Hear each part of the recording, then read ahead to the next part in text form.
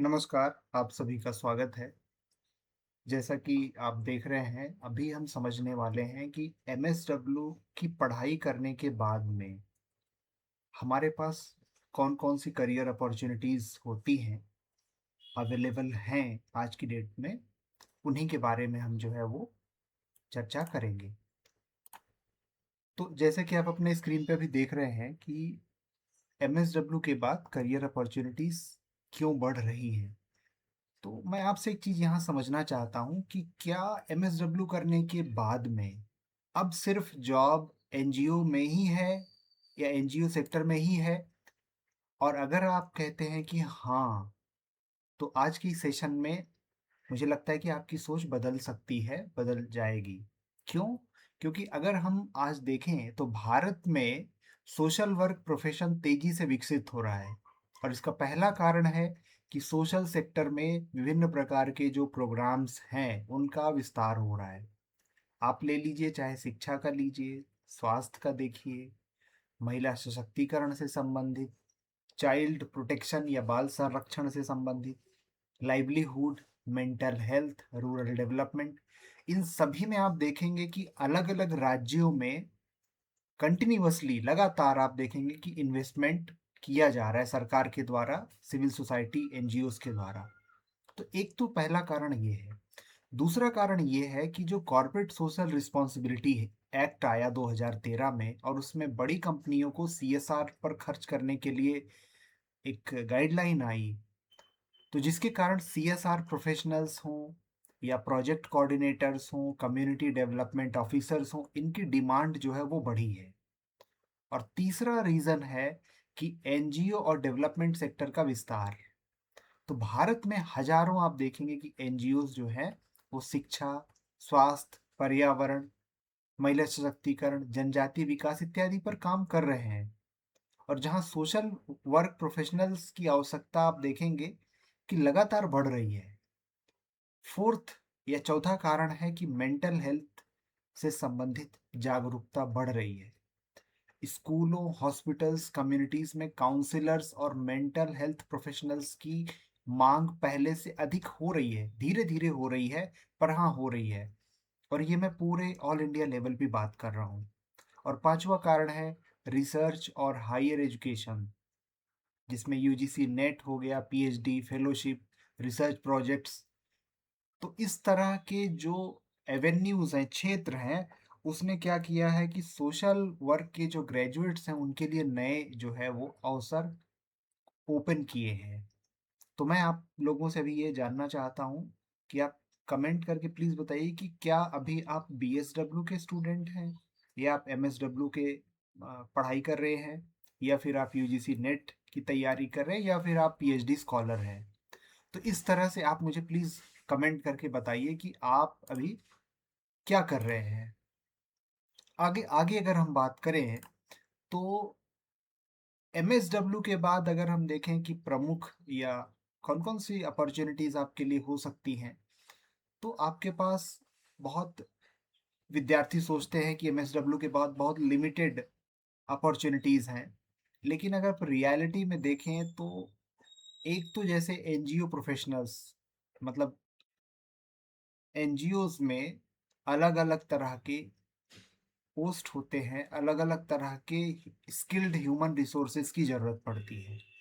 चाहे वह programme coordinator की हो, प्रोजेक्ट ऑफिसर की हो, कम्युनिटी मोबिलाइज़र्स की हो, प्रोजेक्ट मैनेजर्स की हो, तो इस तरह के अलग-अलग पोस्ट जो है, आप देखेंगे कि वो पूरे भारत की बात कर रहा हूँ मैं, अलग-अलग राज्यों की बात कर रहा हूँ, वहाँ पे आपको देखने को मिलेंगे। इसके अलावा अगर हम देखें तो सीएसआर एग्ज़ीक्यूटिव्स, चाहे वो बड़े से बड़े एमएनसीज़ हों, भारत के बड़े-बड़े उद्योग घरानों से जैसे टाटा ट्रस्ट हुए, रिलायंस फाउंडेशन हुआ, अदानी का फाउंडेशन हुआ, एनएमडीसी फाउंडेशन है। तो इसमें सीएसआर प्रोफेशनल्स की नियुक्ति हो रही हैं।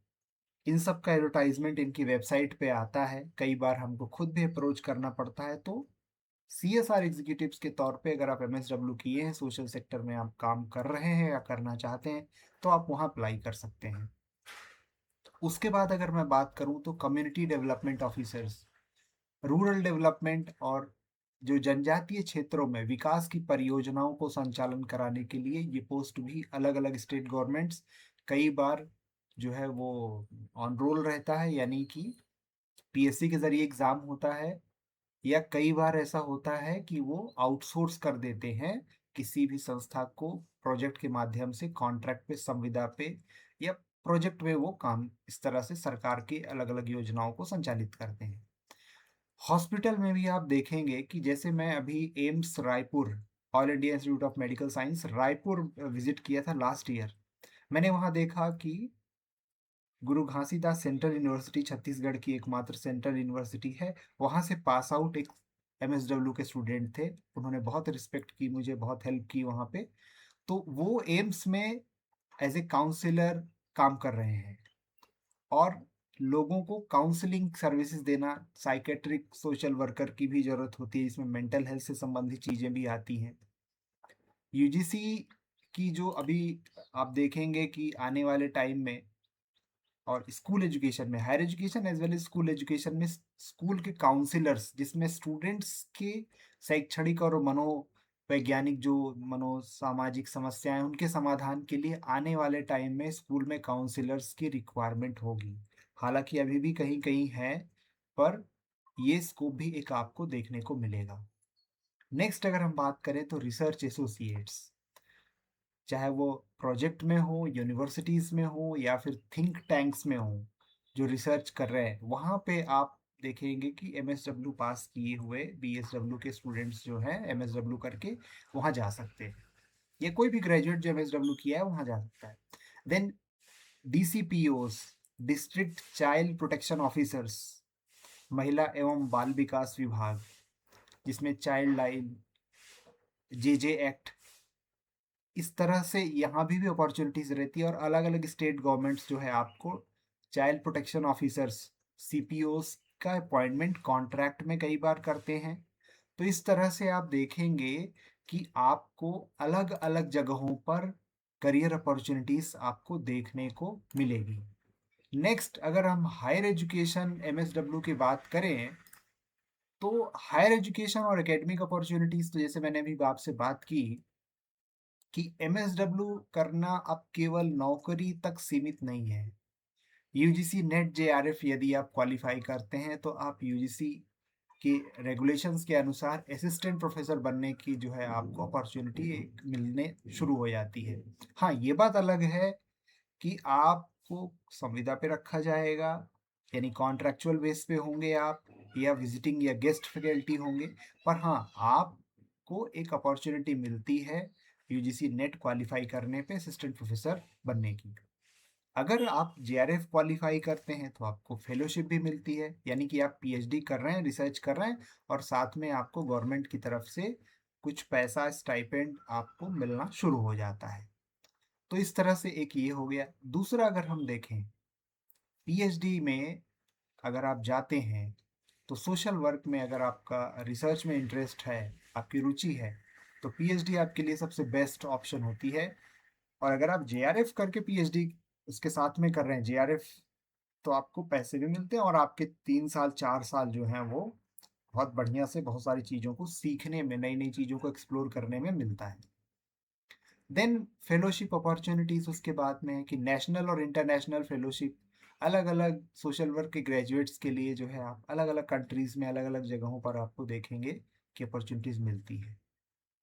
अगला अगर हम देखें तो एकेडमिक राइटिंग और पब्लिकेशंस, जैसे रिसर्च पेपर लिखना, किताबें लिखना, कंसल्टेंसी सर्विसेज के माध्यम से भी आप अपना करियर बना सकते हैं। अब मैं आपसे ये जानना चाहता हूँ, आप प्लीज़ कमेंट करके बताइए कि कितने लोग हैं यहाँ पे इस समय हमसे जुड़े हुए हैं जो असिस्टेंट प्रोफेसर बनना चाहते हैं या फिर पीएचडी करना चाहते हैं। तो आप चैट में, कमेंट में प्लीज़ बताइए कि आप जो है इस समय क्या करना चाह रहे हैं। ठीक है? नेक्स्ट अगर हम बात करें कि अगर आपको सोशल वर्क में, सोशल सेक्टर में, डेवलपमेंट सेक्टर में सक्सेसफुल होना है, तो आपको कौन कौन सी स्किल्स की ज़रूरत पड़ेगी? क्योंकि लोग बहुत सारे सवाल पूछते हैं कि सर हमने तो एमएसडब्ल्यू कर लिया, हमको जॉब नहीं मिल रही है। तो ये एक बहुत ही चैलेंजिंग और एक ही बहुत फ्रस्ट्रेटिंग सिचुएशन बन जाती है। पर मैं आपको बताऊँ कि डिग्री आपको इंटरव्यू तक पहुँचाती है। आप समझिए इस चीज़ को कि सक्सेसफुल किसी भी फील्ड में होने के लिए, किसी भी एरिया में होने के लिए आपको स्किल, आपका नॉलेज, आपकी कम्युनिकेशन स्किल, आपकी काउंसलिंग स्किल, डॉक्यूमेंटेशन और report writing skill, leadership and team management, आपका रिसर्च मेथोडोलॉजी, डेटा एनालिसिस, इस सब डिजिटल स्किल्स जैसे आपको कंप्यूटर पे काम करने, ऑफिस में एमएस ऑफिस हो, गूगल वर्क प्लेस हो, सोशल मीडिया में हो, नेटवर्किंग आती हो आपको कि आप लोगों से कनेक्ट करके, चाहे वो प्रोफेशनल नेटवर्किंग हो, लिंक्डइन हो या फिर अलग अलग जो प्रोफेशनल साइट्स हैं वहाँ पे आप कैसे जुड़ते हैं, फेस टू फेस मिलते हैं तो नेटवर्किंग कैसे करते हैं। और अगर हम बात करें कि दो एमएसडब्ल्यू के स्टूडेंट्स अगर समान डिग्री रखते हैं, एक केवल डिग्री के साथ निकलता है, दूसरा डिग्री के साथ में उसकी कम्युनिकेशन स्किल भी बहुत अच्छी है, संप्रेषण की क्षमता, कला, इसको आर्ट भी कहा जाता है। दूसरा रिसर्च, शोध करना, किसी भी टॉपिक पे रिसर्च खोजना गूगल से और उसके बारे में समझ करके एक ओपिनियन बनाना, लोगों को हेल्प करना, वगैरह वगैरह। तो इस तरह से आप देखेंगे कि ये सक्सेसफुल होने के लिए बहुत इम्पोर्टेंट हो जाता है कि आप इन सारी ये जो चीज़ें आप स्किल्स देख रहे हैं, ये अपने अंदर अगर आप डेवलप करते हैं तो आपके चांसेस बढ़ जाते हैं कि आप एमएसडब्ल्यू के बाद में ज़्यादा सक्सेसफुल हो सकते हैं, अपनी जो भी मनचाही आपकी जॉब वाली सैलरी वाली जॉब है, उसको आप प्राप्त कर सकते हैं। इस स्लाइड में मैं आपको सिर्फ इतना ही बताना चाहता हूँ कि आपको इन चीज़ों पे ध्यान दे करके अपने स्किल को डेवलप करना चाहिए। और इसमें सबसे इम्पोर्टेंट, हालांकि सभी है, पर डॉक्यूमेंटेशन या रिपोर्ट राइटिंग जो है, वो मुझे लगता है कि सबसे इम्पोर्टेंट है। और अगर आप धीरे-धीरे लीडरशिप पोजीशन पे जाते हैं कि आपके अंडर में 2, 4, 10 लोग काम कर रहे हैं फील्ड में, तो उनको आप कैसे लेके चलेंगे? वो भी एक बहुत इम्पोर्टेंट स्किल है।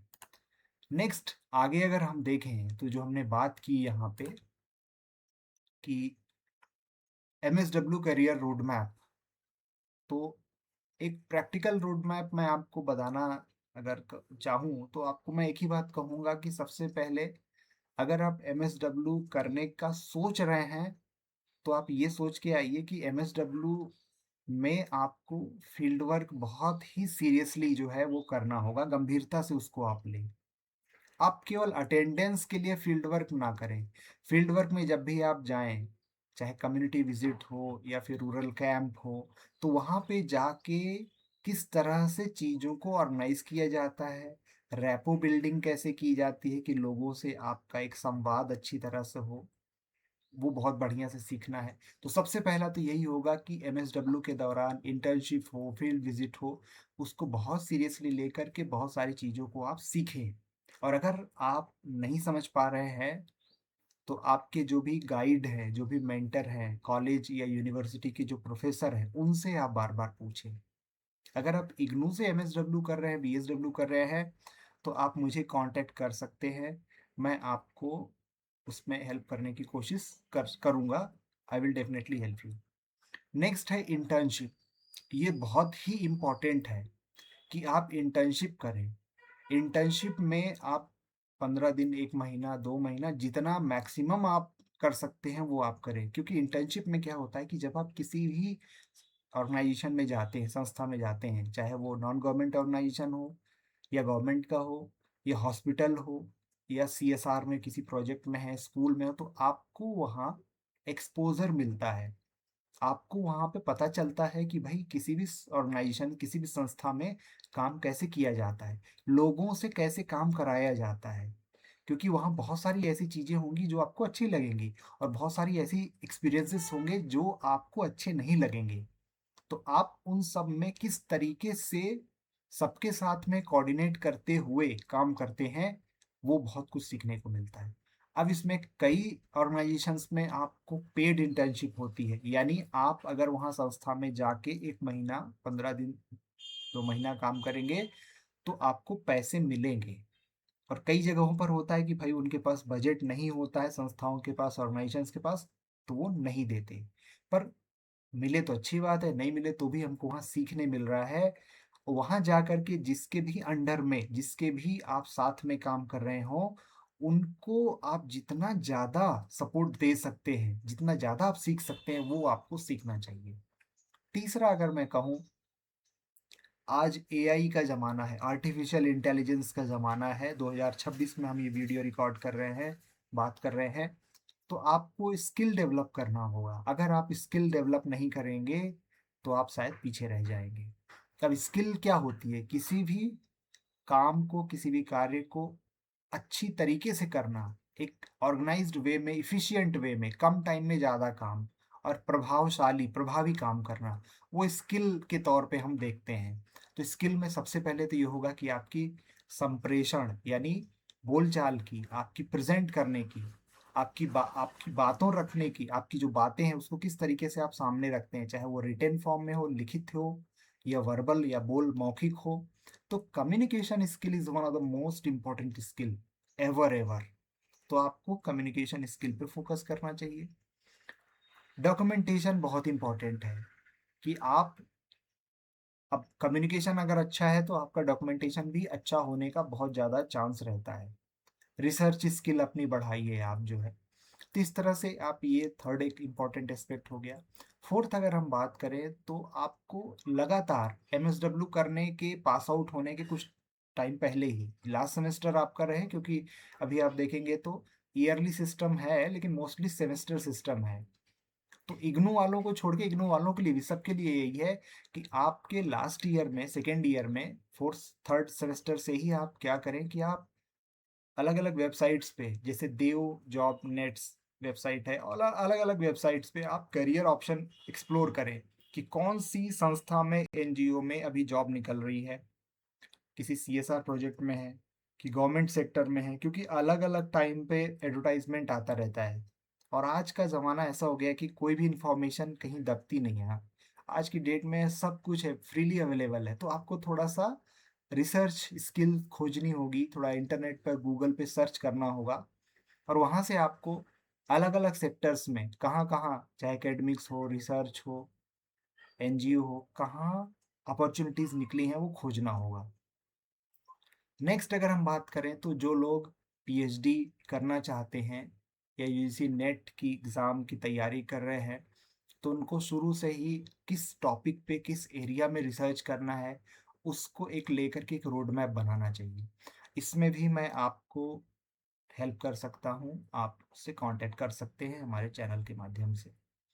नेक्स्ट, अपनी रिसर्च स्किल, रिसर्च करने की जो आपकी स्किल है, वो क्षमता है, उसको डेवलप करें। ठीक है। और लास्ट में अगर मैं देखूं तो कुछ पॉइंट्स बचे हैं जिसमें प्रोफेशनल नेटवर्क बनाएं। आप जिस संस्था में, आप सबसे पहले ये आइडेंटिफाई करिए कि भाई मुझे किन किन संस्थाओं में अगर मुझे काम मिल जाए तो बहुत अच्छा होगा, मुझे जॉब मिल जाए, सैलरी अच्छी हो, वर्क इन्वायरमेंट अच्छा हो। तो आप प्रोफेशनल नेटवर्क बनाइए, लोगों से जुड़िए, आपके कॉलेज के, यूनिवर्सिटी के सीनियर्स, आप उनसे नेटवर्क बनाइए, आप सेमिनार्स में जाइए, कॉन्फ्रेंसेस में जाइए। एक बहुत इंपॉर्टेंट है, लिंक्डइन पर आप एक अपनी प्रोफाइल बनाइए, लिंक्डइन, उस पे आप जा कर के अपनी एक प्रोफेशनल प्रोफाइल बनाइए, वेबिनार्स वगैरह में पार्टिसिपेट करिए। और ये सब क्यों करिए? ताकि आपका प्रोफेशनल नेटवर्क बने, बन सके। और शॉर्ट टर्म और लॉन्ग टर्म, ये दोनों तरह के गोल आप डिसाइड करिए कि मुझे 3 महीने या फिर 6 महीने या साल भर में क्या अचीव करना है। और लॉन्ग टर्म, 1 साल, 2 साल, 3 साल में मुझे 4 साल, 5 साल में क्या करना है। तो मैं आपको फाइनली फ्रेंड्स यही कहूँगा कि एमएसडब्ल्यू केवल एक डिग्री नहीं है। एमएसडब्ल्यू डिग्री बाद में है, पहले ये है कि सोसाइटी में किस तरह का हम चेंज लाने वाले हैं। अब चेंज अगर हम अपने अंदर नहीं ले आ पा रहे हैं तो सोसाइटी में हम क्या चेंज लाएंगे। तो एमएसडब्ल्यू केवल एक डिग्री नहीं है, यह समाज में परिवर्तन लाने का एक प्रोफेशन है। यदि आप सही दिशा, सही स्किल्स और सही स्ट्रेटजी अपनाते हैं तो आप एनजीओस में लीडर्स बन सकते हैं, सीएसआर प्रोफेशनल्स बन सकते हैं, असिस्टेंट प्रोफेसर बन सकते हैं, रिसर्च स्कॉलर आप बन के काम कर सकते हैं, सोशल एंटरप्रेन्योर्स सामाजिक उद्यमी भी बन सकते हैं। अब सामाजिक उद्यमिता क्या है, ये एक टॉपिक है, एरिया ऑफ रिसर्च है। इसको आप रिसर्च करके कमेंट करिएगा, फिर कभी इस टॉपिक पे हम डिटेल में बात करेंगे। तो इस तरह से मैं आपको अब कहूँगा, आपसे रिक्वेस्ट करूँगा कि आपसे मैं जानना चाहता हूँ कि एमएसडब्ल्यू करने के बाद अब आप क्या, आपका लक्ष्य है, आप क्या करना चाहते हैं, आप कमेंट करके ज़रूर बताइएगा। ठीक है?